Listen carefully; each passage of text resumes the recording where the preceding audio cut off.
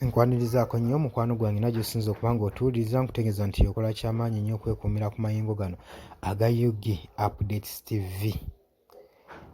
Kakati kansooke okutwala omukisa guno obbakulisaayo yonna gye mubadde n'obbeebaza mwenna abakoze omulimu ogw'amaanyi okusubscribinga.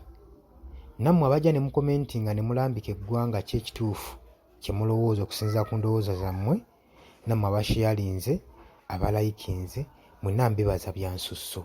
Sobola kumenya kinoomu kyenva ngambye kankozese lino eddoboozi lyawamu musobole obbasiima n'okubeebaza mwebale kuyimirizawo mayengo.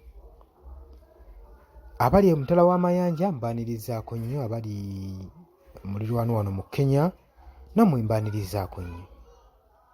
Kakati tulina okwebuuza ensonga, lwaki olowooza General Muhoozi Kainerugaba ssaako n'ekibiina kya PLU okusinga okuba nga kidimandinga apology okuva eri Pulezidenti wa National Unity Platform Robert Kyagulanyi Ssentamu, okubanja apology eri Bobi Wine, omuntu gwe bayisizaamu ennyo amaaso, ge ba insultinze ennyo ate ge baagala abeetondere. Golowooza wano tebagezaako kunoonya muuvu ebazzangulu, olowooza tebagezaako kunoonya platform okusobola okulaba ekyo kibayita okwekwata ku bisubi? Kubanga njagala ojjukire emabegakaawo waaliwo olutalo lwa General Muhoozi ssaako ne cousin Lwaboogo. Bobi Wine kye yakola ekyokwogera obwogezi nga tamentioninze na linnya, oyinza kigeraageranya ku bigambo Lwaboogo bye yayogerera Muhoozi? Oba ng'okyabijjukira bulungi nnyo ng'agenda mu maaso n'okupostinga ku mukutu gwe ogwa Twitter. Olutalo lwa famire olwaliwo olwerabidde, olutalo okyalujjukira bulungi nnyo wakati wa Lwaboogo ssaako ne Muhoozi. Wali owuliddeko oba mirundi emeka gye wawulirako oba olinayo positi n'emu ng'eraga nti Muhoozi Kainerugaba adimandinga apology kuva eri Lwaboogo? Lwaki? Kuba ye wa mu nju eyamumansamansa n'amuvuula waati n'atabanja apology. Kati n'ekibiina kya Puulu kyaliwo kyasirika, bonna ba members baasirika. Kati mbuuza, lwaki mu kano akaseera Bobi Wine wayogedde ng'ali ku lwaleeze we bavuddeyo nnyo okulaba nga kiri concerned nnyo kye yayogedde kyakuvvoola era ateeka okuba ng'awandiika apology? Tugambe nti mwami Muhoozi Kainerugaba anyumirwa bunyumizi kusaba apology, ye yagisabye oba waliwo abaagimusabidde?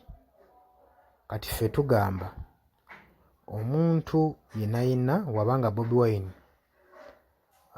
yakoze ensobi, tetumanyi, muveeyo mutulage ensobi gye yakoze. Ekyokubiri, mulage eggwanga, si ffe, mulage eggwanga. Ekyokubiri, twagala okumanya Lwaboogo yeetonda teyeetonda, ate waba teyeetonda nsonga ki yali emuganya okwetonda ng'ate bye yali ayogedde byali bivvoola Chief of Defence Force mu kaseera ako. Olaba ng'ekintu ekyali eky'omuzannyo ne kino ekintu, olutalo olwaliwo wakati Lwaboogo ne General Muhoozi luyina engeri gye lwawewulamu First Family ne lugikkiriza amadaala ne lugijja ku kifaananyi abantu bye babadde bagirabira. Ebyo ebiseera njagala obijjukire era kino njagala okitegeere. Naye tetwawulirayo apology n'emu, tetwawulirayo wadde adimandinga ki. Bonna baasirika. Lwaki baasirika? Tugambe byonna bye yayogera byali bituufu, yali amukoona ku musuwa, yali amukoona ku mutima. Lwaki muvaayo kano akasonga kanne mukakuliza Bobi Wine ateeka okwetondera eggwanga? Lwaki aba yeetondera eggwanga omuntu atamentioninga na kumentioninga linnya lya muntu? So ffe tugamba nti gavumenti eno yeesaanidde okuba nga yeetondera Robert Kyagulanyi Ssentamu, so si Robert Kyagulanyi Ssentamu kwetondera gavumenti eno eriko na First Family. Jangu mu comment section otubuulire, otangaaze eggwanga gwe ojje, kubanga buli omu alina omuwagizi we. Kati nkowoola abawagizi bonna gye muli, mujje mutulambike wano mu comment section, mujje mu likinge, mujje mu subscribinge, mujje mu likinge, mu sharinge. Tubaagala nnyo, temuva ku Yugi Updates TV.